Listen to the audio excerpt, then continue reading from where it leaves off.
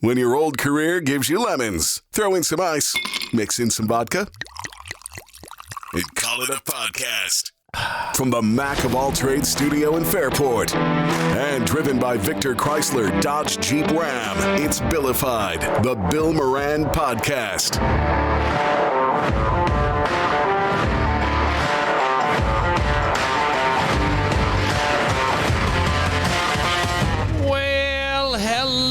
Welcome. Thank you for getting your pod on. Thanks for telling a friend and spreading the word about the pirate ship. Thank you for supporting those that support us, and we have some new things to tell you about in the coming days. All right. Oh, yeah. I'm excited. We're going to race all the cars down at Victor Chrysler Dodge Jeep? Yes. We should. Wouldn't that be great? Yeah, it would be. That would be a lot of fun. You know what I've always wanted to do? No. Yeah, that could be a lot of things, right? I always want to get tractor dealerships to, like, race the tractors. I think that would be cool. Get them on grass. Yeah. You have to mow. What kind of you mean mowers? Yeah, mowers. You mean mowers. Yeah. So I'm you thinking you can do tractors I'm too. I'm thinking like John Deere big ass tractors. Yeah, you could do that too. They have different weight classes. So the tractors have gotten so like technology now. Yeah, like zero turn and all that. Yeah. Yeah. Well, I'm not talking lawnmower. I'm talking about like go out in the field and plow. These things, the new ones are set up. You got satellite radio in there. Oh yeah. You've got drink cup holders and, massage chairs. And it's like, oh, yeah. It's amazing. And they're very, very expensive. And it costs more than a home in 1955. Oh, it might. Yeah, I would say that's probably or true. Haiti now. Yes, I would think so. What was a home in 1955? Do you know off the cuff? I think it was like $4,000. I was wondering if it was. I was going to say $3,500, but I don't know the answer it might to be. that. I don't know. Kevin, we have a thinking box, but I have. Kevin, could you look that? He's probably at home right now. He'll text us. It's funny because we learn history, and the history. Do we? Well, we learn history, and the history we're taught is kind of boring. And sometimes slanted. Yeah, maybe. That's fair to say, I would think. I mean, to me, history is what I always liked is it's such a story. Oh, yeah. And I love the story of things. And somebody sent me something, and I didn't think it was real. So I had to look it up, and it's a great piece of history. Like, really interesting, because we hear about the wars and the disagreements and the things and the fights for the land and the supremacy and the this and the that. But you got to remember, these were people living their lives at the same time. And there's somebody sent me something called a queening chair. Do you know what a queening chair is? No. Is it from Game of Thrones? No. Okay. My wife will into that. Well, hang on a second. It could be from the time that Game of Thrones is trying to create. Okay. That period. All right. Okay. I have not seen one episode of Game of Thrones. I tried not to.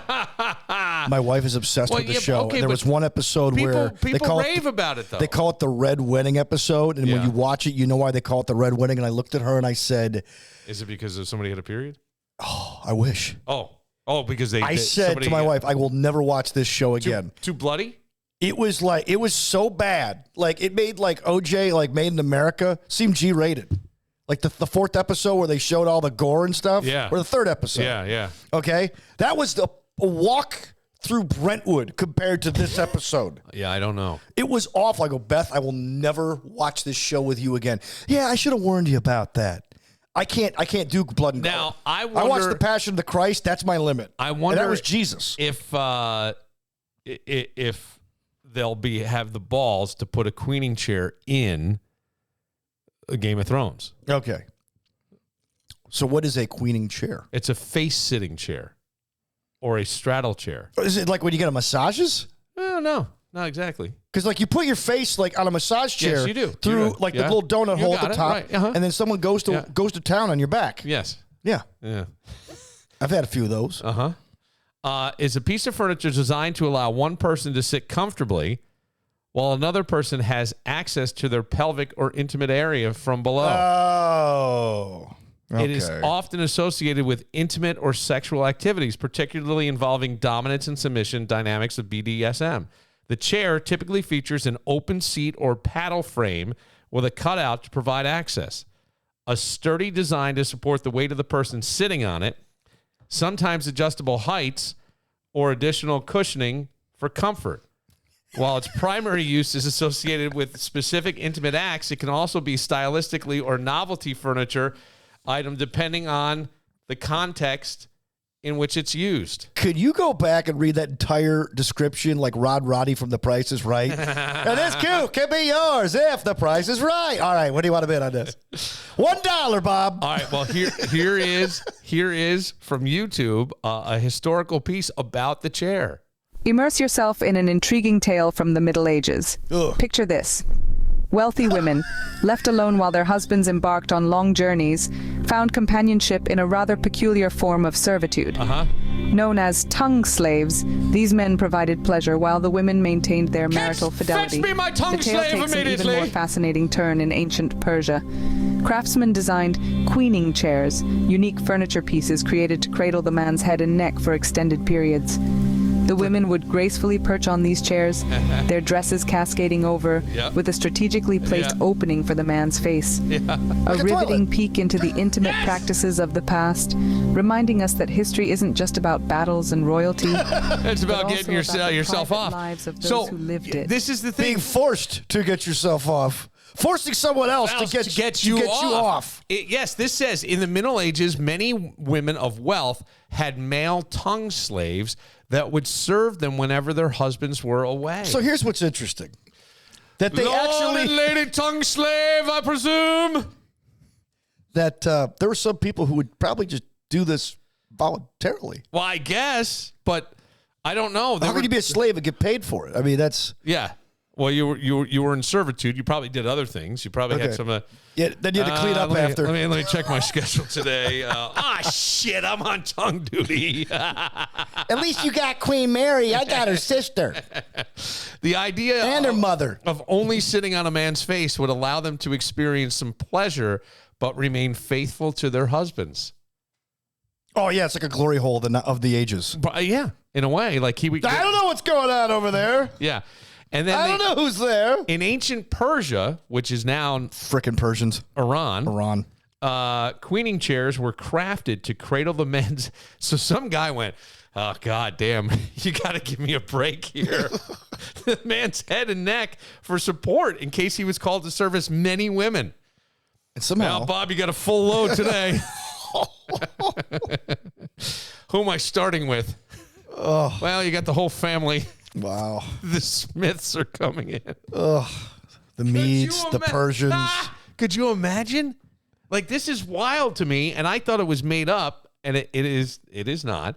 So these guys made these chairs, and so the Middle Ages is after Christ, right? Yeah. Okay, so it's like all right. So it's like in the 1300s. 1300s, okay. Yeah. I don't know when. Do you know the time? This is long after Alexander the Great. Then, okay. Do you know the time period that Game of Thrones is portraying? I think Game of Thrones is actually a fictional, made-up world somewhere else. Oh, okay. Yeah. All right. But apparently it all took place in Greenland. Is that where they shot it? Yeah, so they might be Dutch. I don't know. Yeah, that could be. Yeah. Women would sit on the chair and drape their dress over it. There was a hole they'd sit over where the man's face would be. And so you would sit there. I wonder if they held meetings. He's like a mechanic, like a racing Randy. He's got one of those things on his wheel, like those. What are those things called that you like when you get under the car? The wheels. There's a name for it, buddy. Your camshaft, buddy, is messed up. I got to get a price on this. Parts and labor alone. Queen Mary is here to have her tires rotated and her oil changed. He rolls. Tongue slave. Buddy, I gotta do this. I've been doing this for 40 years. I've been doing block work. I had to have surgery on my neck. Yeah, carpal tunnel. And disability's not going to pay for that. Good thing Tracy's got that job in Wegmans. Randy, what happened to your nose? Queen Mary fell off the chair and landed on my face. Oh. It's like, but this is amazing that I find that stuff interesting, and I know I guess so. There's perversion to it. Obviously, it's titillating. It's a little bit. But I think that would be the purpose. But could you imagine? I'll say this. I bet you if the New York State Regents, which is basically the final exam, but it's a state exam in history, you had to write an essay about the queening chair, I bet there wouldn't be anybody that didn't get 100. It depends on the teacher. What do you mean it depends on the teacher? The teacher could... No, it's a New York State Regents. They got the rigid. stuff. You got to stick to a certain thing.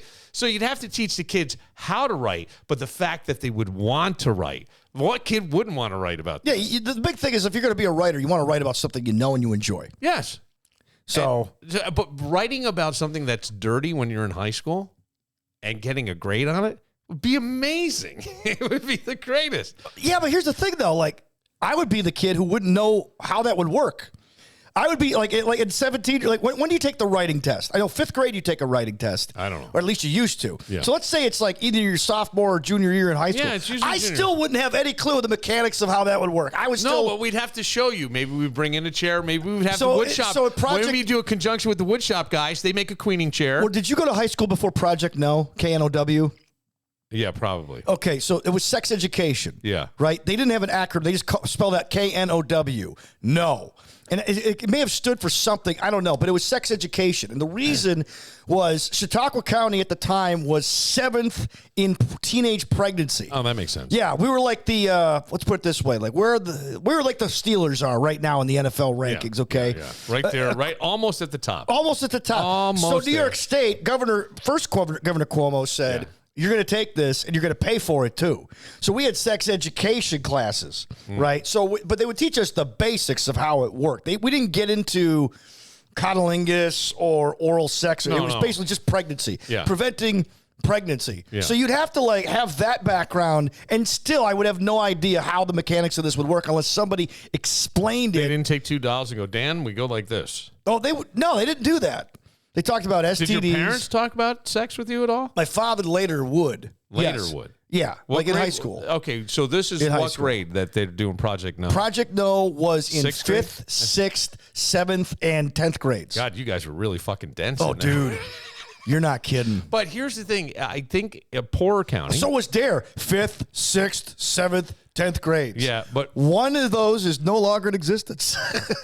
Can you guess which one? I'm thinking Project No. Dare. Dare is not in existence? They said it proved ineffective. It worked in the cities. Like kids were like, oh, drugs can kill you. Where in the suburbs, like you and I were like, oh, man, these drugs sound amazing. Yeah, right. No, I don't remember Can Dare. anyone tell me what this is? That's a bad of gold. No, that's Panama All Red. right, so tell me about, hang on, was there a lot of, a poorer county, correct? Oh, Chautauqua County. So the old wives' tale, it's not true, although somebody said they found this. I think they created it on AI. There was a sign in Miami, Florida. It said, best welfare in the country, go to Chautauqua County, New York. Come on. Dunkirk, New York, or Jamestown, New York. Okay. Because there were a lot of welfare people that came up from Puerto Rico, Cuba, the Dominican Republic, and ended up in Dunkirk or Jamestown. Were they working on farms? They may have been, because we had a lot of grape farms, berry farms, apple farms, too. Doing the jobs we didn't want to do. Yeah, that may have had something to do with that, too. But there were a lot of people like that who were on welfare at the time. When you're poor. But so we were a pretty poor county, but at the same time, like if you were poor, that was the place to be. All right. So I have said this before, and I have been ridiculed, laughed at, mocked, pointed at, practically spit upon. You've described my first marriage. I said that a lot of times when you're poor and you're bored and it feels good. Want a bone? Yeah. Like you just kind of you figure out what it is and it's exciting and there's something to it. And somebody likes you. But the problem someone's willing to do that. Right. The problem is you slip one past the goaltender. And now we've got a problem and maybe you're scared and you don't want to say anything and you wait too long. Yeah. And the next thing you know, somebody's having a baby in the stall of the bathroom. I have no idea. I don't know how. And you end up on house. Yeah. But you know what I mean? Like there's all these different things, and it's unfortunate because it does seem to happen in more poor rural communities. I don't remember a lot of pregnancy in Pine Plains, surprisingly. When there was a few, maybe one or two, if I recall. When somebody got pregnant in our school, the exception of our senior year, they usually got sent to a special school. Or they would voluntarily go. They didn't want to bear the shame. I remember, I should be very careful about this, but I went to an evangelical church, and they used to take prayer requests. And I told you that when Mrs. Tree would stand up, her last name was Tree, and she'd pray for Daryl, her husband, and all this stuff, that I used to get giddy as a kid because it was like you were eavesdropping on an adult conversation. I mean, she just would tell you everything. You know, Daryl's lost his job and he's having a real problem with this and that and the other thing. And Brad did this and someone got high. Because everyone's got to know the details when they go to God. Because God doesn't know the details, right? I think at one point, if I recall, and I'd have to verify this, but I think that I would find a family member who would remember more than I would. I think the pastor cut her off. Like she was going on and on and on and on. He's like, all right. Anybody else? Yeah. And I mean, I used to love when her hand went up. It was almost like you start dozing off in church. And you'd be like, bang, you'd be right up waiting to see. And she had a daughter who got knocked up by a kid I went to high school with. And I remember that whole thing. Oh, wow. Yeah. But every week brought her to church. And I think for that, I always liked that she did that and there was no judgment. There shouldn't be. Right. It happens. People need to rally around them. Yes, and help her out. And I think a lot of churches do that. I think the whole shame thing, I think it's more of an old person thing now. I think now, like more days, I'm not saying people celebrate it or don't condone it, but I believe that if it happens, people rally around those people now. You would which is prefer awesome. that it didn't happen because it is life altering. Right. You know. But I will tell you, that's why the Bible warns against it. Yes. You know? So these queening chairs, I think are interesting. So I would think, but you know, if some guy had a sore on his face, you know what I mean? Yeah. All he was the tongue man. Yeah. He must have gone home and just either been so disgusted after his day. Like you couldn't even wash your face. Right. Could you back then? I mean, did they? Well, no, like my wife told me. I need the royal bucket to stick my face in. Well, like when my wife and I were getting married and planning our eloping that we did, we got into a conversation about why there's flowers at a wedding, and it's because brides would typically get married in June because the weather was warm and the water was just starting to get warm enough where they could go and bathe in a river, and to cover up any scent, they would carry flowers. Because they only bathe maybe twice a year. Dan? Yeah. Whoever was the tongue slave should be made a saint. Because you just hit it. Oh. You just hit it. Yeah. Cover up any scent. Oh. And we're talking the Middle Ages. Yeah. And you're stuck under some big gown. No wonder Solomon had 1,000 wives. And you're doing it. And you're doing this. And even he said that wasn't enough. That is. He was like, it's all vanity. I've done it all. That is crazy. Nothing will satisfy. You know, you bring up the Project No. I'm amazed. I saw a statistic, and I was talking to a virologist, somebody who studies things, and this guy is trying to create something that I think would actually be very interesting. And I have never really given this much thought, except that Stephanie Ide has been in here, and Stephanie said she could teach one of those classes. Well, as a woman who was, back on the market, right? Yeah. Recycling, as I call it. She refurbished. Yes, refurbished. Refurbished. Yes. Don't say recycling. Refurbished. Well, reload. Yes, reload. So she said that she wanted any potential partner to have a blood test, STD test. Yeah. Yeah. So I didn't know this, but roughly 10% of the population has HIV and doesn't know it. Like exhibits no symptoms. 10%. I think that was the thing. I think it was around 10%. Well, that would explain all those Victarvi commercials. Yeah. Well, is that drugs? So I don't know if you've seen this, but like there's this drug called Biktarvy, and there's other drugs like Biktarvy, which are geared towards men with AIDS. Okay. Some are geared towards people with AIDS, but most of these are geared towards men because in the commercial they say, when you talk to your doctor, they give you all the warnings, and one of them is not tested in women assigned at women at birth. Okay. So it's just for somebody with the XY chromosome. Most of them for men. Yeah, gay men. Yes, that's what they're targeting in the commercials, right? And it's supposed to prevent transmission, supposedly. Yes. But 10%. I maybe I have the number wrong. I really thought that that's it was high. About 10%. Because I always thought the number was dwindling and going down because of education. It is, but it isn't. Okay. And here's why. Because people got careless. Well, no. Not careless, because what did you just say that ad is aimed at? Gay men. Right. And so we think that what? It's a gay disease. Yes. So if I am a guy like me now, right, separated in my 50s, I get on one of these apps and I go to Tinder and I have a Tinder date and I have sex with somebody, and then even if I don't ever see them again, I could have something that I have no idea about. And that's very possible. So a virologist at the U of R is trying to create what you would buy. I think they have it patented. A homemade AIDS test? Yeah, basically, you would prick your finger, it absorbs your blood. I don't know if you send it in or if it does the testing with the chemicals right there. But it's a way to kind of, you'd have to, like if you had sex with somebody and you're like, oh boy, I shouldn't have done that one night stand, and wait a day or so and then take the test and see if you're clean. Oh yeah. Well, the big story in the 80s, right? So you've heard the movie and the book the band played on. Randy Schultz wrote that book. Randy Schultz was a writer from San Francisco. He was gay. Yeah. And he's at an AIDS conference or something, or he's at a conference, Bill Curtis, well-known newsman. I never remember Bill Curtis, but Bill Curtis gets up there. Sounds very familiar. Tells a joke. Yeah. And the joke is, he goes, how does a straight man tell his wife how he got AIDS? Convincing your wife you're Haitian.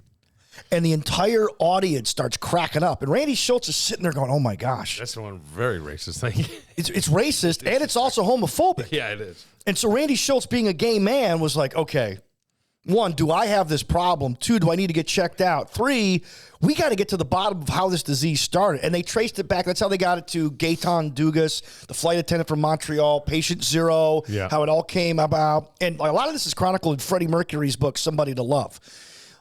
But at the end of the day, he actually said, okay, I'm going to take an AIDS test now. I want you to hold the results, doc, until I'm done with this study and figure out where this came from, because I don't want it to influence my results. Right. So then after that book came out, it really became known as a, quote, gay disease. Then Magic Johnson happened. Right. And then when Magic Johnson happened, everybody's like, well, wait a second. Is Magic on the down low? And he came out and said, listen, if it can happen to me, it can happen to you, it can happen to anybody. And then everything changed. Like everyone, and then Eazy-E got it. Yeah. And then everybody was like, okay, holy cow, you could be heterosexual. Then Arthur Ashe said, I have it. I got it from a blood transfusion. Yeah. But then over time, once people started, then AIDS started going down. Then because we were educated. Then the AIDS cocktail. Yes. Then all of a sudden, around 2003, there was an uptick in AIDS again. And the reason was because, I remember doing the story for school, for college. Details magazine had a story that the big joke in New York hospitals among nurses was, the joke about heterosexual men saying they got AIDS from their girlfriend. And all these guys, for lack of... on the down low. Yeah, like they could kind of wink. They knew that they were gay, so it really was kind of like, oh, you're really not getting AIDS if you're straight. Yeah, and that led to people being careless. Yeah, and I think now you have people that don't even think about a condom. Right. And you're on the IUD, you're on the pill, you're on the whatever. Not even that. Let's say you're a guy in your. Let's say you're a divorced person. I was going to say divorcee. That's why I said it so stupidly. A divorced person, and you go on one of these apps and you hook up with somebody, there is a chance that you decide, I'm clean, and there's no way she's getting pregnant. She's probably menopausal or past menopausal. And so you have sex, and then it spreads. What do we hear for? Well, AIDS. Herpes is on the rise in like STD, 50s and 60s. Yes, because they go to somebody's divorced or somebody's like widowed. Yes, they're like, you're past pregnancy AIDS. Let's just go. You got it. That's exactly what I'm saying. Oops. And so these apps and things, and I do think maybe you're starting to see a quiet rise. Like, I don't think it's been talked about very publicly. Who's going to talk about it? Well, right. Number 2, or if you're not showing symptoms, which you don't for 5 to 10 years.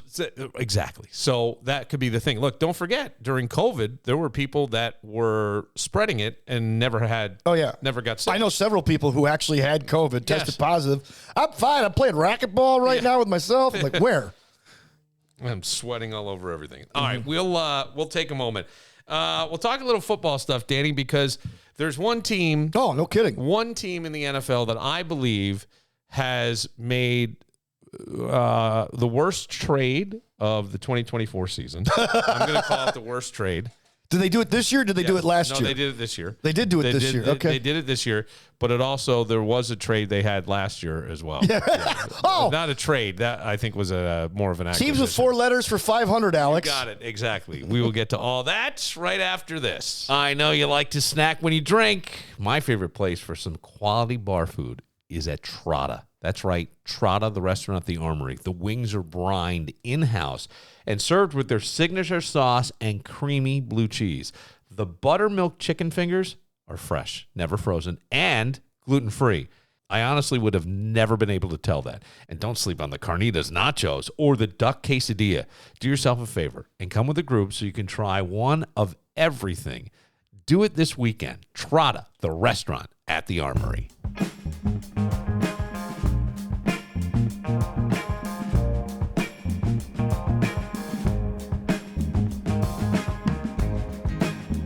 Love this song. Pay attention to the lyrics. That's right. If you want it, you can have it. The Queenie All chair. you gotta do is just reach out and grab it. Amazon. If you want it, Prime Week. you can have it. 20% off. All you got to do is just reach right out and grab it. 4-star review. Step on up. Listen, here we go. Step into your power. Step into your power. Step into your power, child. Step on up. You can comment on our streams, no matter what you're watching on. Our friend Madge from Madge Unmuted. Madge. She wrote, "Hi, and welcome to Tractor Talk." She started talking about tractors.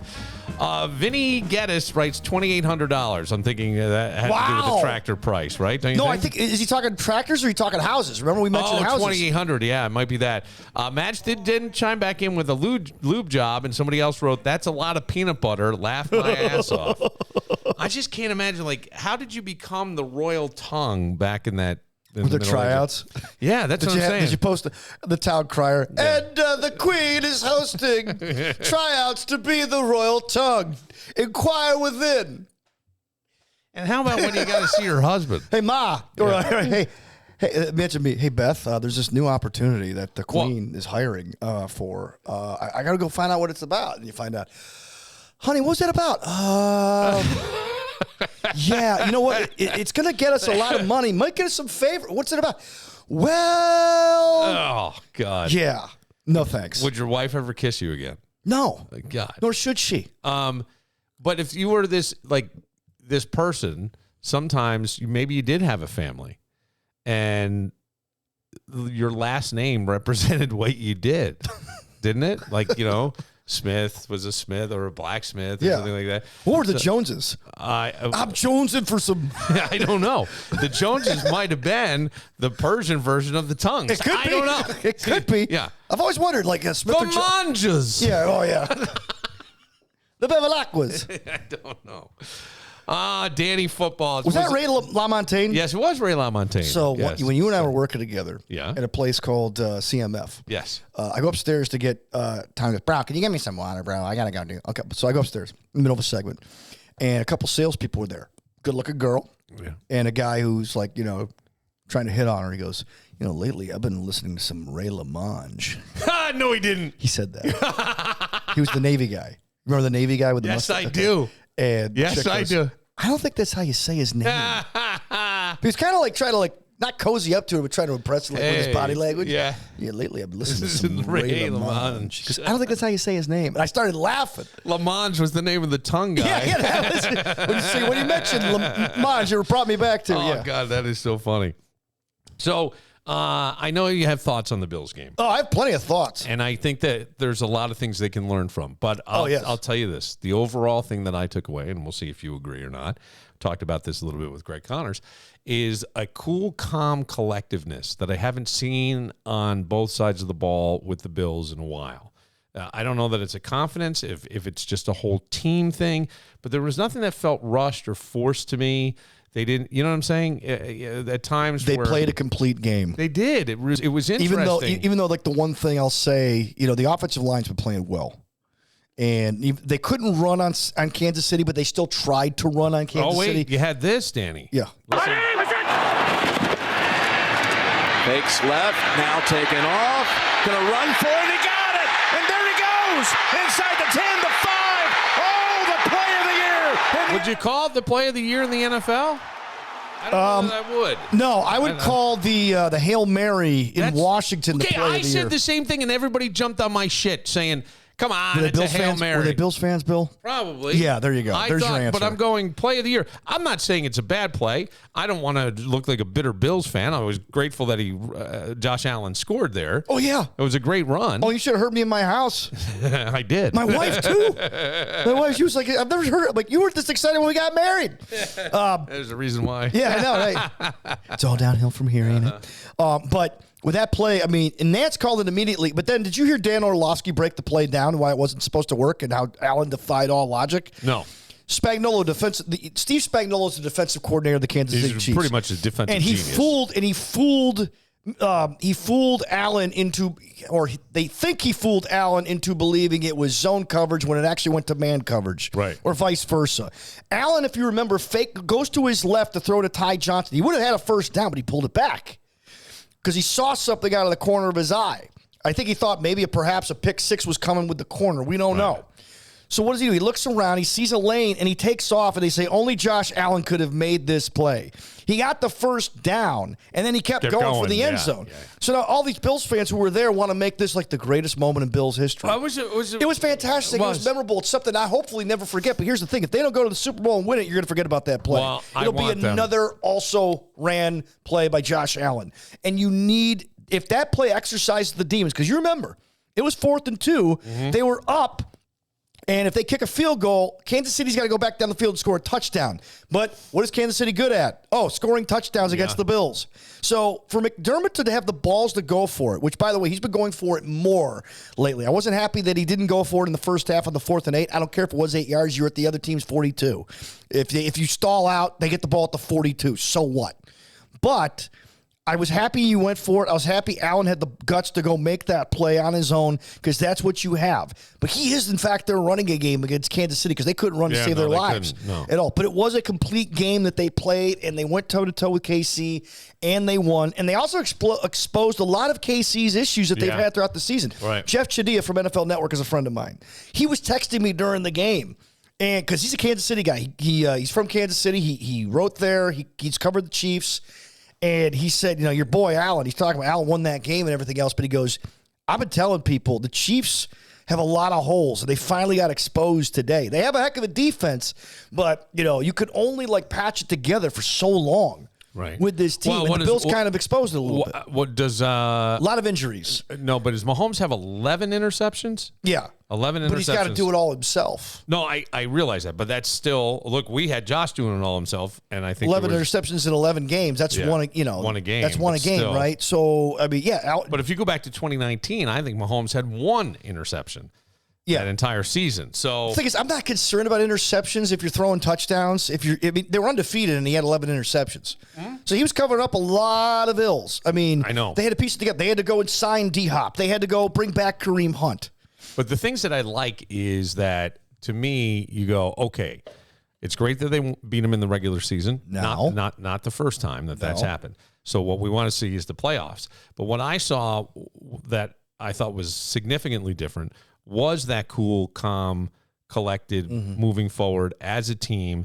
And I thought, boy, they're only going to get better, and they're going to get guys back. Oh, yeah. The Bills. Think about this. If they get Milano back, and I said this before the season. You remember this, and people were like, shut up, Dan. I said. I say that every time you. Shut up, Dan. But on Twitter, I was getting killed for it. I said, listen, last year we lost Milano midseason. He was gone. I go, if he's got a chance to come back this year, he is injury prone. You can't deny that. Yes. Okay? Like Trey White, 2 injuries, his career was pretty much over. Like he's in Baltimore. Like he couldn't last with the Rams. This guy was a lockdown corner. Yeah. When they go fast. With Milano, he's been hurt a lot. But now, if you believe he could come back, wouldn't you rather let him sit the bench? Yes, until the playoffs. Until the playoffs. Yeah. So now you get him back. Yeah. And he can be full speed. Even if he's half speed, who cares? You get him back. Yeah. And if he gets hurt again, such a leader on the you defensive played this side. whole time without him. Right. Yeah, he is. So that is like making a late season trade that nobody else can make. Right. So you're getting him back. You're going to get these guys back. Guys are going to be rested. You're going to get Coleman back, which is fantastic. You're going to get another week of healing for Amari Cooper. So, yeah, things are coming together for this team. Right. Now they have a bye this week. But they have to. But here's the thing. They have to win out. Yes, they do. They have to win out. And by the way, they have the easiest of all the playoff teams. They have the best schedule. Are they 9-1? They're 9. The Bills are 9-2. Who are the two? Baltimore? Baltimore and Texas. Oh, the Texans. Oh, I forgot they lost to the Texans. Remember? Right, Like the game where nobody could get the big controversy at the end where McDermott, shut up. Yeah. And I said, wait a second. That was an unprecedented situation. Like, I'm one of his biggest detractors, but I can't kill him for that situation. Well, hopefully A friend of ours, Greg Connors, did. exercise those demons. Now, when we talk about trades, I think the worst trade this season, and I was wondering what it was going to be, is Devontae Adams to the Jets. I really do. I think they went out and got it. I mean, now you have to give it the backdrop though. In the NFL, trades usually aren't made that much. Yes. Usually it's in the offseason, it's not draft time, it's swapping picks. picks. Was trying to get him in there before the trade deadline and pick up the season. And I got to tell you, I got to think Aaron Rodgers is the most expensive 4-snap quarterback in the history of the NFL. Oh my gosh! Right, and when he went down with that injury, they've done the stats. Year. They've done the stats. He's worse than Zach Wilson, which you have to go out of your way to be worse than that guy. But see, he's made some and great worse than pass. Sam Darnold. Yeah, but he's made some great passes along the way. Oh, he almost beat Buffalo. Deanna Rossini is Diana, yeah. with the Athletic. I think she's saying She's that been covering the Jets pretty close. Woody Johnson wanted Aaron Rodgers benched in September. So why would you want him benched? He's nuts. He's insane. He my friends at Hashtag Sports tweeted this out today, and I'll never forget this. Back when Belichick refused the Jets job, said, I resign as HC of the NYJ. When they were calling a press conference to introduce him, he decided he was resigning that day. Parcells wanted him to be the head coach, and eventually they worked out a deal with New England because he didn't want to be there. So they hire Al Groh, who was a defensive assistant. Al Groh, after 1 year with the Jets, was like, screw this, I'm going to college. I'm going to Virginia. Not even a good college. Virginia, right? Yeah. And he coached there 12 years. That's how bad things have been in New York since Woody Johnson took over from Leon Hess. That's how bad things were. And they've always been that bad. And now we know that Woody meddles. I mean, come on. He gave up Aaron Rodgers. Say what you want about him. I think he's a jackwagon. But he gave up $35 million and took a year off his contract with the wink that I get to do whatever I want, guys, right? Yeah. I'm the GM, right? Yeah. And what happens? Woody suggests that they replace him with Tyrod freaking Taylor. Right. Been there, done that, seen that show. Yeah. And Robert Saleh gets fired a week later. Woody doesn't consult anybody. Woody emasculates his general manager, Joe Douglas, at the behest of Aaron Rodgers, and then all of a sudden suggests, you know what, screw it, Joe Douglas, you're out too. And by the way, Joe Douglas can draft. Now, as far as free agency goes, I think Aaron Rodgers was picking the players. But as far as like drafting goes, like whoever grabs Joe Douglas is going to have a smart guy in the room because he's a sharp dude. But man, the Jets are a freaking mess, and any head coach who wants to go there is going to have to deal with that nut job. Well, Rex Ryan says he wants the job. Of course, Rex wants the job because Rex wants relevance. Well, I love Rex. I love Rex on ESPN. I love him on. I am shocked that Josh Allen's his favorite player because usually when a guy leaves a franchise and they do well, he doesn't like anything. Yes, but man, he is pro. Yes. He is pro. I Allen. think he's very authentic. I think he's just himself. The knock on Rex was that Rex was all show and no substance. Yes. What made Rex famous was the fact that Rex liked to suck toes. He was the royal tongue. So Rex was the runner-up for the Ravens job when Brian Billick was fired. He lost out to John Harbaugh, who's still there. Yeah. Won a Super Bowl. And Harbaugh kept Rex on, to his credit. Usually you won't keep a rival. No, you won't. Who went for the job. He kept Rex on, and that defense did really, really well. So, he was brash. Woody Johnson hires this guy. I'm not here to kiss Bill Belichick's rings. That's what you want to hear in a head coach. Yeah. Here's what he had. He had 2 lockdown corners. He had Darrelle Revis. And he had a rookie quarterback. And he had I'm getting there. He had Antonio Cromartie. So despite the fact that Mark Sanchez was his quarterback and he wasn't very good at all, I don't even know why he's an NFL analyst, to be honest with you, because he doesn't qualify. At the end of the day, because he had 2 lockdown corners, he could run whatever defense he wanted. Yeah. And he was successful because he had those lockdown corners. Yep. But once he lost Revis, and Cromartie got old, that was it. They had to go to he was never the same. And in Buffalo, he couldn't run that. They went from the number 2 ranked defense to 19 under Rex. But if he wants the job, man, hey, by all means, hire Rex Ryan. Please, Woody, hire Rex Ryan. I would love to see that. Aaron Rodgers, so far this season, 2,400 yards, 17 touchdowns, 17 interceptions, but not terrible. I mean, even 17 interceptions over 11 Jameis games. Winston numbers.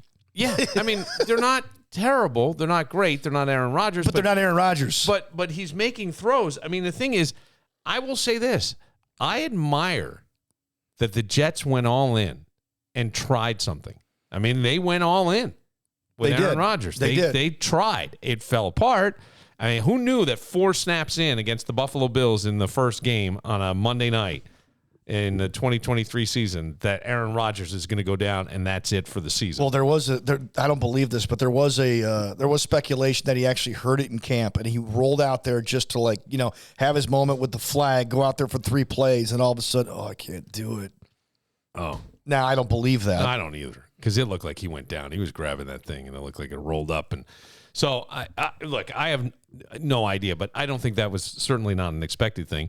And the Jets rolled the dice. You'd rolled the dice. They rolled the dice on a guy who's proven.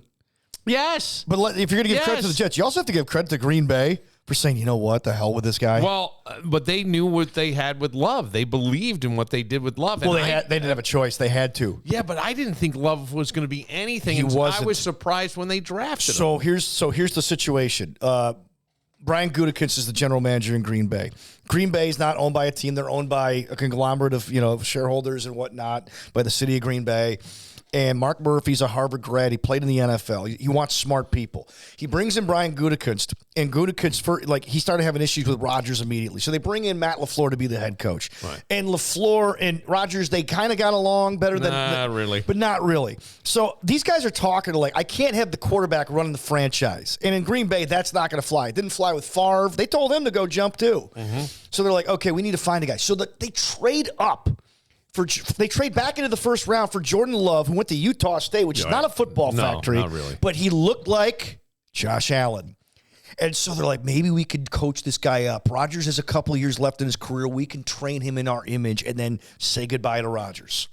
And it took him about 4 years, but he had the luxury of learning under Rodgers to do it. Yes. Right? And they shipped Rodgers because he was a Baylor. He wasn't a good leader. He always stirred up stuff. Everything was about him, and they were sick of it. So, but you can't let go of one branch until you have another one. And they rolled the dice on Jordan Love because everybody in that organization is getting tossed if Jordan Love doesn't come into his own in December of last year. Huh. So now, to bring it full circle, here we go. Packers get the Niners this week, an injured Niners team. Yes. And you want to watch that game because who do the Niners play the following week on Monday Night Football in front of Greg Connors? Buffalo Bills. The Buffalo Bills. That's right. So that'll be interesting. But yeah, Rodgers is a pain in the neck, but Woody Johnson's always been the poison in New York. It's just amazing to me, and I do say, boy, if you're going to go big or, we say go big or go home, and they went big. They went big, and man, it did not pay off at all. No. It did not pay off. No, but I mean, look, sometimes when you get an old aging star, I know. You shouldn't be surprised by the results. But we saw the... I don't know, some guy who was fighting on Friday night on Netflix when it wasn't buffering. I did say the only guy who's been able to defy time get is your shit together. The only guy who's been able to defy, especially by Christmas, because man, if those NFL games, and they're big games right now. Oh, they are. That Pittsburgh game is big in Kansas City. But I will tell you, man, the only guy who's been able to defy time is Tom Brady. That's it. I know. I have a TB. By the way, if you want to get the TB12 book, it's on sale for $5 at Ollie's. I'm not joking. This was a $40 book at one point, Bill. Of course I bought it. Of course you did. Stretching out my hamstrings with evaporated milk. We'll take a moment. I don't know what it's for. Inappropriate doctor. Oh, wait to hear this story. Matter of fact, I wish we could do small town, like the local news. Mm-hmm. This should win an Emmy. This story should win an Emmy. They did a great piece. Matter of fact, I've never seen a local news story that goes 4 minutes and 58 seconds. Oh, they must have to kill a lot of time. Oh, but this is a great story. Do you remember Tracy Bush from Channel 13? Yes. So she came to speak to my class at Fisher while she was still at Channel 13 under Mike Catalana. And she goes, I got my start in Elmira. Our top story of the day never made it. We could never get it in. So stuff would happen. Yeah. They'd have to get it on the next day. All right, we'll take a moment. Oh, I want to tell you about Iron Smoke Distillery. Oh! Right here in Fairport, New York, baby. You get over there. First of all, with the holidays coming, why not go get some Iron Smoke whiskey? It's locally sourced. It's a delicious, award-winning whiskey. You get a couple of bottles. People show up during the holidays. You got it to go. I would even suggest some of the Rattlesnake Rosie's line. I love the peanut butter chocolate pie. Had that as like an after they have dinner. a peanut butter chocolate pie. Yes. Wow. Yes. So I had that as an after dinner drink last year. Did you have your jacket on, your smoking jacket, and your? Yeah, with the patches on my elbow. I like to have a little chocolate peanut butter pie whiskey with after my dinner. Then let's see. What day is today? Today, the show will air on Thursday, the 22nd. No. 21st? Today is what day? Wednesday? Yes. Today's it is Wednesday. Okay. I didn't know which day we were I talking didn't know about. either. Okay. We were taping this Thursday, on a the Wednesday. 21st, before 2K will be playing. Tonight. Yes, tonight. Tonight. Before 2K. And they're sticking around for a while. And then you got the Acoustic Sunset Sessions on Friday, the 22nd. That's always a great thing after work. Yeah, it's Reed You Burton. want to go unwind, man? Go watch the Acoustic Sunset Sessions. Reed Burton's going to be doing some stuff there. And then Friday night, a whole lot of fun with Jumbo Shrimp at Iron Smoke Distillery. They're a trip, man. They are. You and I got to meet Jumbo. Yes. Good guy. Yes. Good guy. A lot of fun. Yep. They don't take themselves too seriously. It's just two dudes. Two dudes, and that place playing. will be packed. So get there early. Always a lot of fun. Iron Smoke Distillery in Fairport, New York, baby. Leo's has something great for you to bring to your Thanksgiving dinner. A Leo's pumpkin log. That's right. Oh, your Thanksgiving Day celebration, you'll be the hero as everybody enjoys Leo's flavorful pumpkin cake rolled up with a cream cheese filling, perfect for the holiday feast. Baked fresh for you and your family, only from Leo's. Plus, pick up dinner for quick and easy to go meals at Leo's Cafe or Deli. What's the best thing about Leo's? Say it with me, my friends. Everything on Dispatch Drive in East Rochester, open every day. Tell them Billified sent you.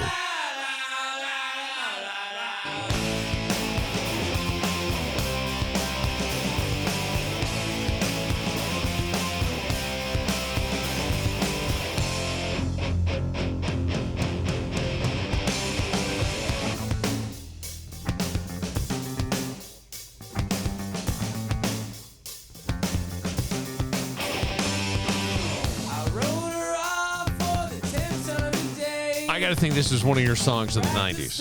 Oh, yeah. Yeah. Offspring, were weird because they A little raw. I liked it. I so liked them. Offspring and Green Day came out about the same time. Yeah. And Offspring were signed to a record label called Epitaph, which was an independent label. Yeah. It was rare in the 90s or any time for an independent label band to make it huge, and they did. And they stuck with them. They weren't like Epic or Warner Brothers or Geffen. They were independent. Yeah. And I don't remember many other songs from them other than this. Oh, you got to keep them separated. Oh, that's right. That was that one song about heaven so far away, about losing a loved one. They had that song. They had a lot of great songs, actually. All right, well, Then they kicked their drummer out for not getting a COVID shot. Oh, that's right. But guys, you made it 30 that's ye's, right. and now that's where we're going to draw the line. Well, I don't know. Yeah, I'm done with you people. I wonder if it was also something else, and they just decided to blame it on It could that. be like, You know what I mean? You've been in bands. You've been in bands. yeah, right? I'm not in bands anymore. No, There's I a reason. understand, but It's like being married to four other dudes. okay. There you go. Seriously. Yes, Mm-hmm. I've heard that. I've heard that from people who are in, bands at any level. Any level. By the way, I'll say this about Offspring. So, have you ever seen the Woodstock documentary, Woodstock '99? Yeah. Okay. I was there. So you were there. Okay. So it was a mess, and a lot of stuff happened, I know. as you know. But you know how there's all these bands like Rage Against the Machine who talk about, fighting the man, and Yeah. always being good to people, and blah, blah, blah. And the Chili Peppers, who I love dearly, and some other bands, Dave Matthews, right? Hey, do the right thing, brother. None of them would talk on this documentary about all the carnage that ensued. Well, because I don't think they were fully aware. Because I was up close to the stage. Well, no, and I wasn't fully aware. No, they weren't fully aware at the time. They weren't. But they never went back and said, yeah, that was that. They didn't acknowledge it. No. The Offspring did. Yeah. They talked about it. Yeah. They were, hey, look, man, this was bad, man. And they acknowledged it. The other bands were like, no, I'm not participating. I remember the Chili Peppers playing, and I can see it. They started lighting fires. Yes. And I had my brother. So let's see. What year was 1999? In 1999, I was 28. I was turning 28, 27, 28 years old. So my brother would have been about 20, 19 or 20. And I grabbed him and I go, let's get out of here. There was the vibe was changing. I remember that distinctly. And they were lighting fire as they're playing Fire by Jimi Hendrix. And I'm like, there's something here. It was almost too simpatico between the music and whatever. And then they started flipping porta potties and shit, started going down hills. And I'm like, I gotta get the fuck out of here. Yeah. So we went back, but we were staying at a hotel in Rome. Yeah. So, or no, maybe we were at the Turning Stone. We might have been at Turning Stone. Because it was at Griffiths Air Force Base, right? Right. Yeah. But, I mean, yeah, it was like I ran it. So that night, that Sunday night, there was a pay-per-view in Buffalo, WWE Fully Loaded. And my brother and I went to the pay-per-view. On the way home, we stopped at the Angola rest stop to get back home. Ran into several wrestlers. Also ran into some people who were at Woodstock. They're like, yeah, we got out. Yeah, that's what I'm saying. It was like we left about 6 hours ago. We're on our way back to Erie, PA. We got out. It was getting insane. Yeah, I have to talk to Kevin, my brother, about what. I guess he must have been, 18? 19? Probably 18 I was 19. Yeah, he was 18 Maybe or 19. he was 20. 18 or 19, yeah, at the time. Inappropriate doctors. It's something I don't think about a lot, only because I would just think that doctors, there's an ethical board. You want to keep your license. You make a decent living. And you've seen one body, you've seen them all. Maybe. Yeah. I mean, I'm not saying, but third nipple, really? Well, according to Nurse Jackie, come in and see this. According to a 2016 USA Today investigation, approximately 3,100 doctors were disciplined for sexual misconduct during a 10-year period. That's over 10 years, but 3,100 doctors. Surprised me. Sexual misconduct. How many doctors are there in this country? So that averages out to 310 doctors. Well, per year. Yeah, I mean, there's probably 300. There's definitely 310 doctors here, and I'm not. Yeah. Now, I don't. These aren't private practice only. There could be surgeons, anybody with a medical. That's a medical doctor. Experts believe this number likely underrepresents the actual instances, as many cases go under or unreported. Or are handled privately through confidential settlements, which we all are familiar with. The Federation of State Medical Boards reports that sexual misconduct is one of the most serious types of professional misconduct, though the precise annual number can vary. Some medical boards, handle these cases differently, and reporting mechanisms are not standard across all states. With that, I bring you this story from Arkansas. About a Northeast Arkansas physician who had his license suspended. The suspension of Dr. David Diffenay stemmed from a complaint. Let me see if I can. I want to put the pause in there too, because this story, I'm telling you, when you hear this story, it sounds unbelievable, except that they have video. And they're rolling the video with it blurred out. About a Northeast Arkansas physician who had his license suspended. The suspension of Dr. David Diffenay stemmed from a complaint sent into the state medical board in July related to alleged inappropriate sexual contact in one of his medical. I just have to tell you, this is small town news. You know, when you go into certain stores and they lay out the tie with the shirt, so you got a red shirt with a black tie. Yeah, so you have to think about it. Things I would never wear, but yeah.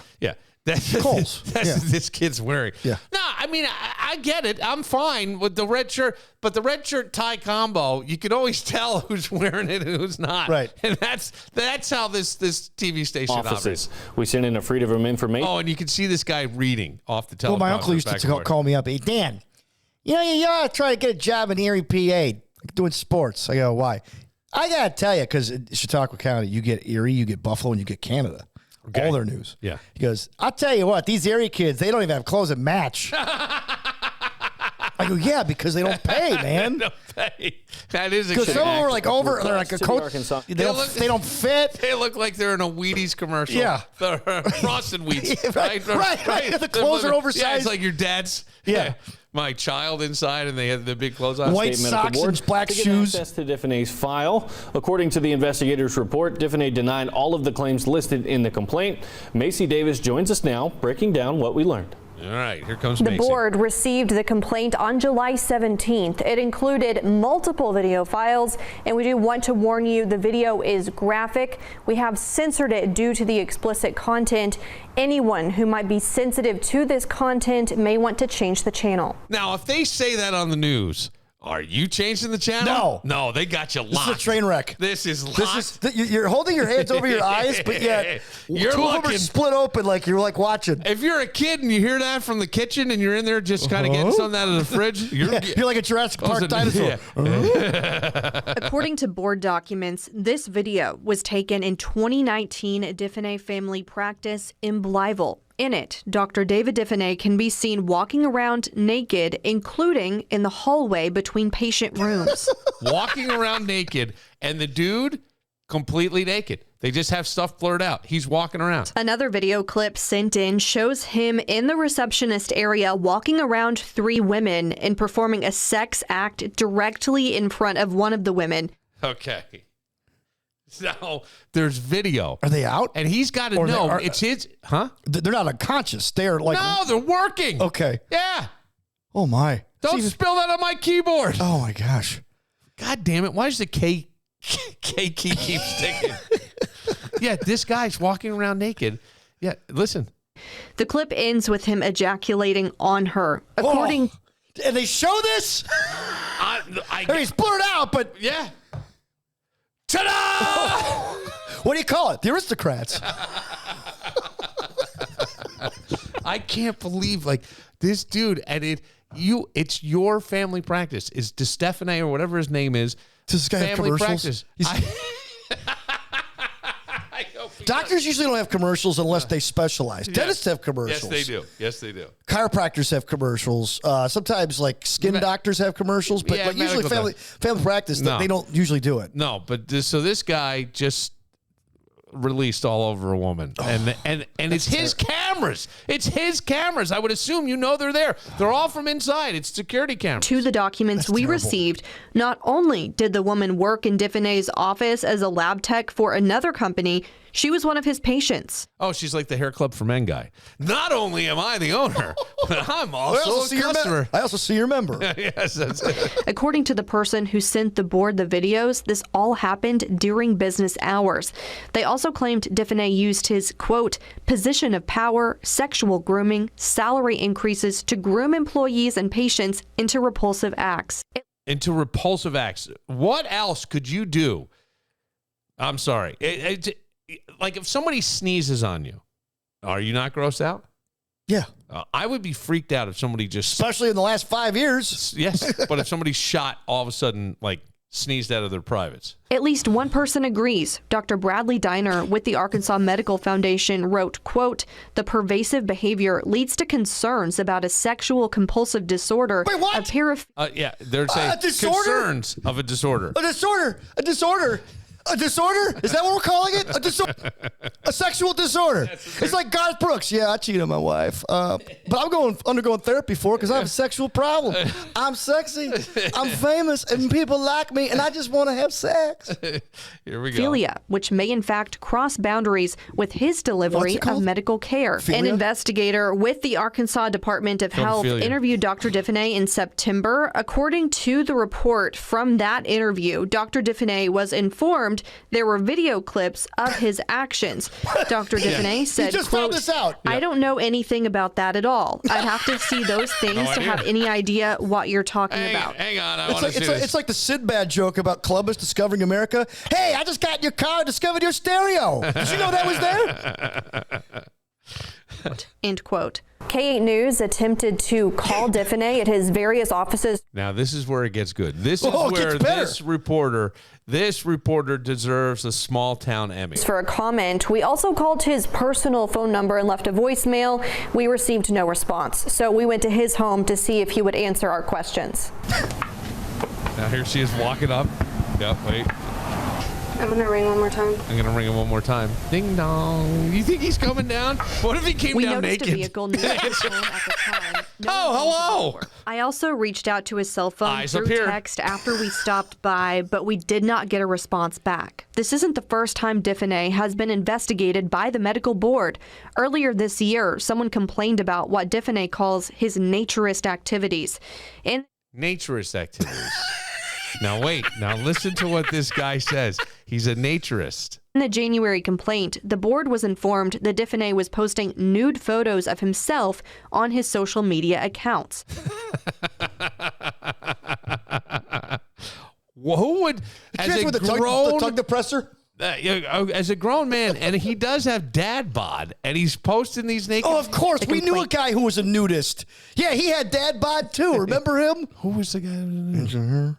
Huh? Engineer. Oh yes, that's right. Yeah. Yes. But he was like out about it. Like he was like, I only dress and work. Where can I sit at your home? Yeah, right. That will not get something Tommy, on like me. he remedied a problem for us, and Tommy goes, "Bro, can I get you like a drink or something, like a bottle of wine?" I usually don't drink. Maybe some lemonade. And it included screenshots from Diffenay's Instagram account, Naked Dr. Dave. And his Naked Dr. Dave. So this dude. There's always a part of a person with that type of, quote, compulsion. There's always like a little tell, a little giveaway. You think to so? let everybody know who you are and what you're doing. Like Bill Cosby, right? We heard about all that stuff about Cosby. Yeah, what was Cosby's profession on the Cosby Show? What was Dr. Huxtable's job? He was a gynecologist. OBGYN. Yes, right. In other words, he was letting you know, I'm a perv. No, I don't. Look at you. There was another episode. Wait. There was another episode of Cosby. I remember this. I think it was season 6 or season 7. Where he talked about his special barbecue sauce, getting everybody in the mood. That's right. Well, he did it was called Contact. He used to do a bit about Spanish Fly, and he did it a lot. He did it all. Yeah, well, there you go. A bit about Spanish Fly, so you can't really say. Here all we right, go. back to this guy. Diffenay said he is a naturist, and his accounts were well known to the naturist community. That's right. He cited the practice as promoting acceptance and body positivity. Is that on the flag? Adding, Body positivity. Is that on the LGBTQXYZ no, flag? No, it's on the medical flag. There's a flag with the snakes? Yeah, snakes. And I think it's a topless woman. Quote, we do not shame, sexualize, fear, or negatively stigmatize the naked body. He added that there was, quote, no crossover whatsoever with my professionalism while practicing medicine and my naturist activities, end quote. During its June meeting, the board chose not to take any action and decided to save the documentation as information only and add it to his file for future reference. Diffenay has also been investigated. No, the nudist stuff, like where he's putting himself naked on social media. They didn't know about this other shit. So this is new. Now we're going back, and they're going, hey, you guys knew about this, and they're going, well, there really wasn't a lot we could do. Because there was no complaints at the time. There was a complaint. And as we've learned, if we haven't figured it out already the last 10, 15 years with situations like this, you don't get to be in a position like this without a lot of help. Yeah. And that goes back to the incentives that he offered these. Yeah.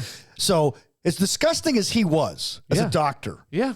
Trusting people's lives in his hands. He might have been a great doctor. These people who worked with him were just as disgusting. What if somebody came in and goes, I need this job. No, you don't. What if somebody came in and said, this guy is the greatest doctor ever. He saved my mother. He saved my wife. He was fantastic. Well, that was the thing about House. He Remember the has show some House? Special potion. He was an amazing doctor, but he was allowed these liberties because he was so smart that he could dress like an average dude and be a jerk to people in the office because he was so smart, And so much so that there was an episode where he crashed his car into his boss's house, went to jail for it, and they were able to get him out of jail because he saved lives.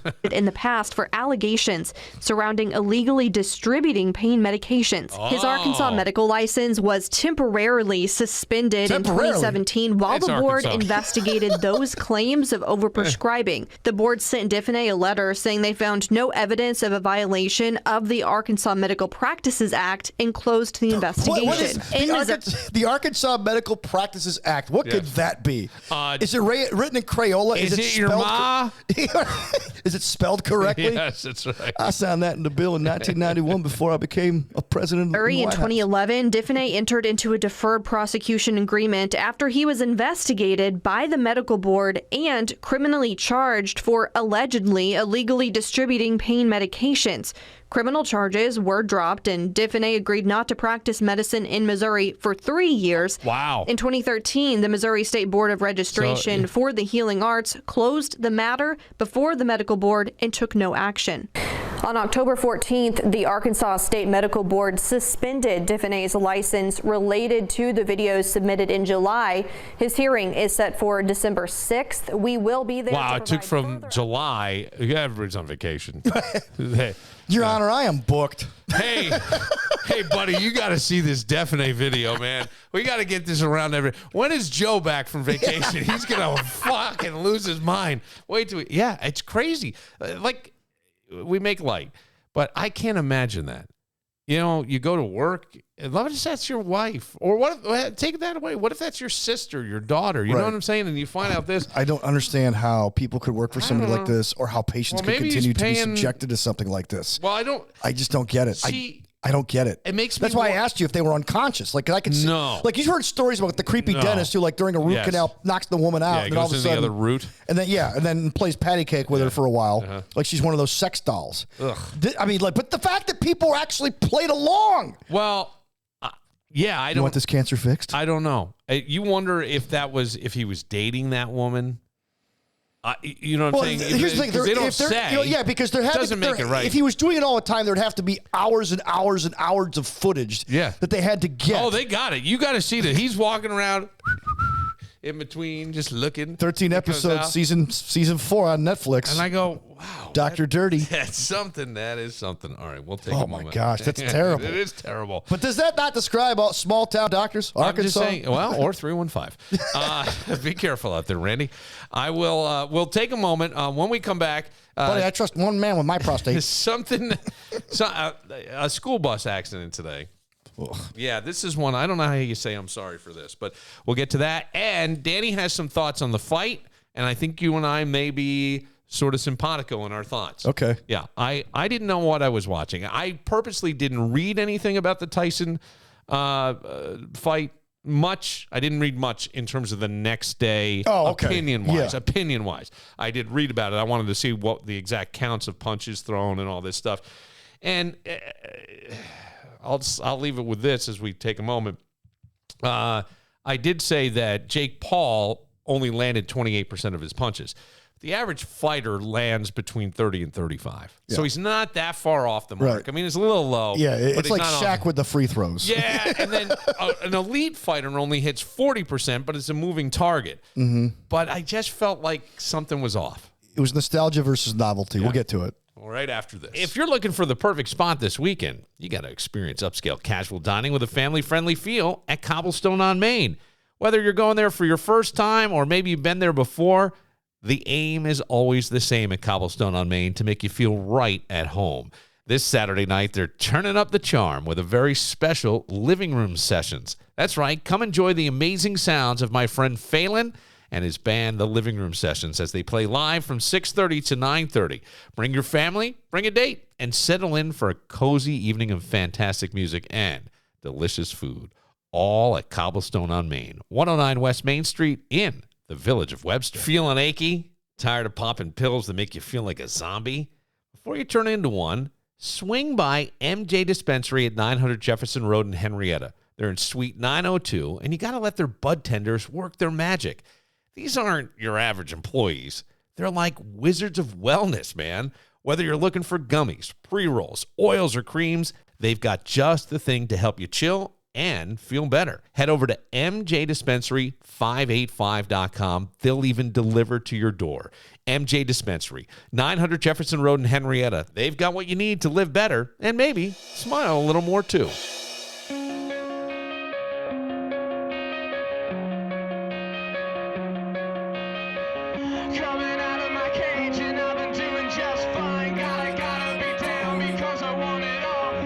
I've heard people say this is becoming the Sweet Caroline of its day. It is, which is weird. But it's weird. It's been around since 2001. Yes, I used to have Killer's it on Hot Fuss record.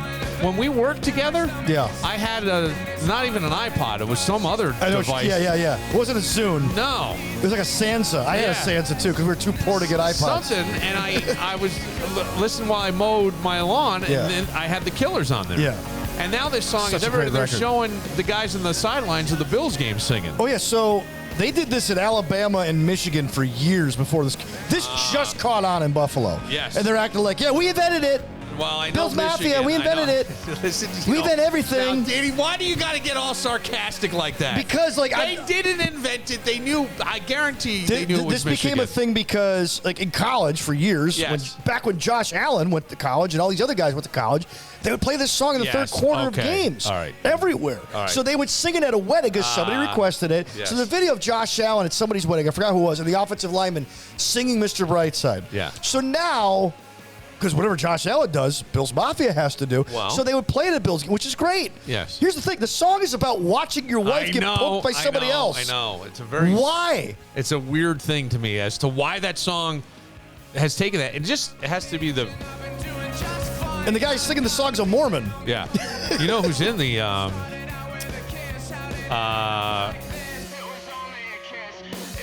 Roberts. Eric Roberts is in the video. Oh, is he? Yeah. I need to find work. I had a great interview with him. I really like him. I had a great... He used to live by my mom. So Mickey Rourke, when Mickey Rourke won that... Yes. When he won the Golden Globes. Yes. For the wrestler. Yep. And he started swearing and talking about all this. He talked about Eric Roberts and how Hollywood hasn't given Eric Roberts a chance and how Eric Roberts is a great actor. He is a great actor. He's been in everything. Yeah. And like Eric Roberts like, shoot, shut up. Just wrap it up. And we think that's why he didn't get an Oscar because of his performance at the Golden Globes. Oh, well, I don't know. Yeah, it could be, I guess. Because they're like, we cannot let him go What was off. the movie they did? Because Charlie, it's my finger. Oh, I don't know. Yeah, something. I'm forgetting. I watched it. It was he and Eric Roberts in there, and Eric Roberts plays kind of a stooge, a dumb guy in there and stuff. But real quick, speaking of dumb, and this sounds dumb to me, a 15-year-old kid was hospitalized after he was hit by a school bus Tuesday afternoon. Oh, which sounds incredible. According to Rochester Police, the kid was in the crosswalk when the 77-year-old bus driver attempted to make a left turn and accidentally hit him. Hospital treated, described as minor injuries. And I go, how do you say I'm sorry for that? Like, if I'm the bus driver, it clearly could have been the kid's fault. It could have been the kid's fault. It could have. But... Well, here's how the bus driver misses it. Hey, shut up back there. He's looking in the big rearview mirror where you can see all the kids. I'm trying to drive this bus. Doink. God, I don't know. Doink. I could see that. Now, here's the thing. If I'm this kid. What do you send, a fruit basket? If I'm this kid, though, in today's society where we have victimization for everything, I'm traumatized by school. I'm traumatized by the school bus. Anytime I see a school bus, I go into a panic. It triggers me. Right. I need to cope. I need to be homeschooled. I need a day off. I would milk the crap out of it. It was brilliant, actually. Yeah. Oh, I have damage from the accident. Send the kid a bunch of school supplies. Maybe you get him a new laptop. I don't know, something like that. But maybe gets a big settlement and goes on J.G. Wentworth and gets all that money up front instead of cash payments. According to the National Highway Traffic Safety Administration, approximately 17 students are fatally injured in school transportation related crashes every year. However, the number of students hit by school buses but not fatally injured isn't precisely tracked. They're estimating between 100 and 200 kids a year are hit. Project just No. an estimation. Yeah. That's small, but in a country this size, that is small. But I go, oh my God! And the school bus is its own ecological system. I mean, you got your own hierarchy. It's its own society. Oh, wait till they go electric, Billy. Oh, yeah. Yeah, that's working out. It's going to be unbelievable. All right, the fight. Oh, did I ever tell you the story about the time where like my school bus on the last day of school failed to get uphill on the way to drive us home? What? Third grade. Or no, second grade. Last day of school. It's going uphill, and they got to stop. The bus went vapor lock, and all these kids thinking, it's the last day of school. And it's like 90 degrees outside. It's June. It's late June. Yeah. Last day of school, and we can't get away from school. We're stuck on that bus. So my father sees it from 200 yards away. We didn't even get to the bus stop. He walks over, and he goes, hey, is everything okay? The bus is vapor locked. Somebody's got to, my radio's not working. Somebody's got to call the school and tell them we're stuck. And all these kids are sitting there roasting on this bus for like a half hour, 2 hours. He came and got us. And then he's like telling all the neighborhood parents, hey, go get your kid. They're stuck on the school bus. They can't let them out. Even though we're only like 50 yards away from the stop, technically they couldn't let us out. Yeah, they can't unless you're at the stop. Or you have to have the parents, and you have to know it's the parents. School ain't out yet. No, it's unbelievable. So I'm sorry, the fight. Go ahead. All right, give me the fight real quick, because I watched this thing, and some people think Jake had connected with Tyson's face, in round 3, and then after that, he just kind of carried him, and it was a dance. I said it was like Dancing with the Stars. The only thing that something wasn't adding up to me, and I couldn't tell what it was. I have been told that people like Joe Rogan got to see the contract. I didn't hear this. I'm hearing it second or third hand from somebody, that Mike wasn't allowed to throw uppercuts in the contract. Okay. I don't know if that's true or not. Mike has almost a patented move where he hits you with a hook. And then an uppercut. And then he comes down low, hits you with a hook again, and then an uppercut, right? And so I was told no uppercut was in the contract. Whether or not that's true, I have no idea. But he didn't throw any. No. And Mike only threw, I think he threw less than 100 punches. I think he threw 98. Through 6 rounds, I think he only landed like 7 punches or 17 punches. And I think he landed, or no, maybe he threw closer to 200 and landed 98, something like that. But it was bad. I don't think he landed 98. It wasn't great, but he was able to weave. Yeah, he could move, but he wasn't like there's other video that's come out that suggests that But his legs didn't look good. Well, I think he sprinted around the first 45 seconds of the fight. Yeah. You got to remember, these weren't 3-minute rounds; they were 2-minute rounds. Which is, I'll tell you what, Danny, watching that, because exhibition rules, male boxing is 3-minute rounds, 10 3-minute rounds. That would be the concise way to say it. This was 8 2-minute rounds, and the 2-minute rounds felt too short. Like they started to get into the rhythm of the round, and then the round would end. You hear the clicking sound. You're like, oh, come on. So I wasn't sure there. 2 minutes. Take a boxing class sometime and just hit the bag, rapid fire, where you're just going pop, pop, pop. It's hard for 3 minutes nonstop, and it will wear you out. It just does. You want to get rid of lunch lady arms? That's or how whatever. Yeah, that's how I got rid of mine. It's a great way to. It's a great way to get rid of the. Now I look like Rosie the Riveter. The bat wings. But I felt like I couldn't tell what was happening with Tyson. I'm like, I don't think he's this bad, because Tyson, when you saw him, and granted, focus mitts are not another human being in the ring, and defensive moves and offensive striking, and so I don't know, but I thought, boy, something ain't right here. Was he high? I couldn't tell what was going on. I really couldn't. Like I honestly looked at that and I go, I don't believe he's this bad. I just don't. And I'm not saying Jake's not good. I have said for a long time, matter of fact, a couple of years now, Jake Paul is putting eyes on boxing. There was a women's bout before that was great. Right? You had Katie. I missed it because the fight kept buffering. Okay, so I never had the buffering. I had buffering the whole night. Yeah. And so I skipped the second to last fight.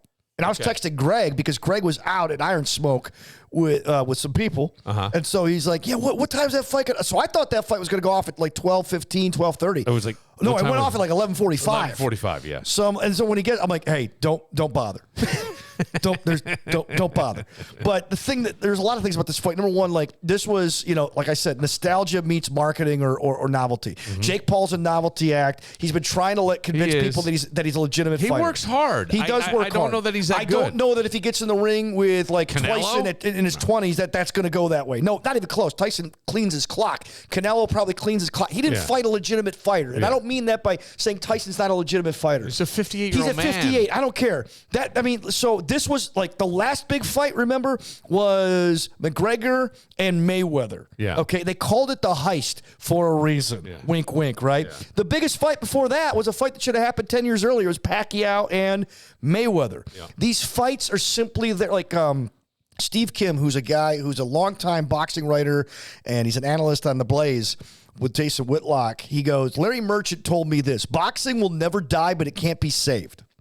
In other words, they have to have these circus-like events to get exposure for these other fighters and to get people to pay attention to talk about it. But we're never going to find that big heavyweight. We're not going to be drawn to the TV on pay-per-view on a Friday night or a Saturday night like we were in the 80s and 90s. It's not going to happen. No. And this fight is more evidence of it, but we keep going back. Why? Because we're suckers for maybe Well, just maybe the old man's got a step left. You got it. Like to see Mike Tyson one more be time. Tom Brady, but if he couldn't throw uppercuts, which is sort of his patented move, then there's no point. Then that's he was crazy. never So that's a heist. Then what's right? weird is like Tyson was never. This is going to sound strange, but you know what I'm talking about. Tyson was never a great technical boxer. No, he wasn't. Like Mayweather for his Mayweather's a technical boxer. He is a scientific boxer. He's a matador. He was literally like Tyson is literally like, I'm going to knock you out, but the longer I stay in this fight, the better shot you have to win. Yes. You can say that about anybody, but that was Tyson's game. Knockout. Right. You know, and like that's what we waited for. That's what we wanted with Tyson. That's what we saw with Tyson. I mean, I tell people this, they don't remember this. The day after the O.J. murders, the top story on ESPN was not O.J. Simpson being investigated for a double homicide. That was the third or fourth story. The first story was Tyson was denied parole. Yeah. That's how big Mike Tyson was. Mike was huge. One of the big, to this day. Yes. He's a beloved guy. There's people who are not shitting on Tyson. They're going, hey, man, you went 8 rounds, a 58-year-old guy. Good on you. They're not full rounds. Katie Taylor fight, the one before that, phenomenal fight. Really, really good fight. Katie Taylor, questionable. I always thought for a headbutt, you should lose 3 points. You only lose 1 point. She did headbutt. The problem is she opened a cut over the other woman's eye. I'm forgetting her name at the moment. Serrano. That's right. Thank you. And I heard that was the fight of the night. It was. And it was the first fight was actually kind of entertaining. Yeah. Co-headlining fight. So these women, but I go, what? Ish. Come on. Wow. It's like saying, hey, we're double headlining WrestleMania. Whoever gets the last match is the headliner. Yes, that's true. Okay. That is true. So, but I go, boy, there's something happening in women's sports. More people paying attention to the WNBA. Quality basketball, where we used to make fun of it. This was a quality boxing match. I go, look at this. You know, in the Olympics, I was watching some of the female boxers. They're impressive. It's an impressive thing. It is. But that they would not have had as many eyes on them had it not been for Jake Paul. No. Nobody's watching that fight without Jake Paul. I mean, people who are in the yes, but not. It's a very small niche now. You got it. Like the UFC audience isn't even tuning into this. No, you know, like the next night there was a huge UFC fight that I guess John Bones Jones. I'm glad he's off the juice and back in action. Well, I've never seen him. I can't watch UFC, Billy. Why? Too violent? No, it's not even that. It is kind of violent, but that's the thing. So my wife and I were out, and we saw like pre-fights just at this restaurant we were at. So ESPN Plus had these pre-fights before the big one, and we were just watching it. I'm like, I can't get into that. Because once they get on the mat and they just start like throwing grappling and stuff. Yeah, I'm like, this is boring. Like wrestling, make fun of it. It tells a story. Boxing tells a story. The story sucked, but still told a story on Saturday night. Yeah, it did. Or Friday night, excuse me. Yes, it did. UFC doesn't really tell a story. It's one guy's going to get the other guy on the floor and kick his ass, and that's the fight. Yeah. It looks brutal to me. It is. I mean, it looks brutal. like there's no sweet science to it. The guys that train for this, it looks absolutely brutal. And John Bones Jones, I don't know if he's crazy. I've heard guys say he shows up and doesn't warm up and just gets in the ring and kicks your ass. And he did. He did one swift kick to the ribs, knocks the wind out of the guy. The guy kind of goes down and then counters with the headlock, and then just starts boom, you're done. And that was it. That was all. But like with this fight with Paul and Tyson, I wouldn't be surprised if it was thrown. I wouldn't be surprised if it was just like, screwing, like, let's just get a payday. Which the thing is this, though. I am shocked at the number of legitimate sports writers and sportscasters who are shocked by Tyson's performance. It's one thing to vote. It's one thing to bet on the guy. Yeah. Because we bet for a lot of different reasons. And you couldn't bet on this fight in New York, by the way. You couldn't. I tried. You couldn't bet on it at FanDuel. You couldn't do it. It's because everybody's got a puncher's chance. Yes. But if you were shocked that Tyson didn't look like himself, I was. You need your credentials removed. But I was a little bit. Were you? Yeah, because I thought, I watched some of the video leading up to the fight. They did like a 3 series. Oh yeah, that's the thing now to lead up to fights. HBO started. It's brilliant. It was great, and I enjoyed it. And you saw Mike working out, and you saw Mike doing stuff. I will say all the time, 2 minutes on focus mitts, 90 seconds, 3 minutes, whatever, is not the same as being in the ring. But it gave you hope there was something there. And the thing that was weird to me was Mike's legs all night. He just didn't look like he was even getting into it. He knows how to do it. Right. And boxing is a lot of hip stuff. I didn't see. Well, didn't it come out that he had a full blood transfusion back in June? That's something happened. Almost died. Yeah. Okay, so that's the reason. The reason Pacquiao didn't want to do a blood test in front of Mayweather was because when they draw blood for you the week of the fight, you're sapped. Yeah. You can't rebuild that. Yeah. So imagine losing all that blood. I don't know. Back in June, it was a payday. That's what it was. Well, he got Tyson $10 million, needed the money. yeah. And Paul wanted legitimacy. Yeah, and he got $20 million. They got the money. Yeah. The joke is on us. All right, Danny. All right. Always a pleasure. See you tomorrow. Love your thoughts. Oh, I bring it. Be careful going to the doctor. Yes, please. Yes. And we learned something today. What queening is. Yes. And the chair. Maybe Christmas. I don't know. For your queen. Prime week. Yeah.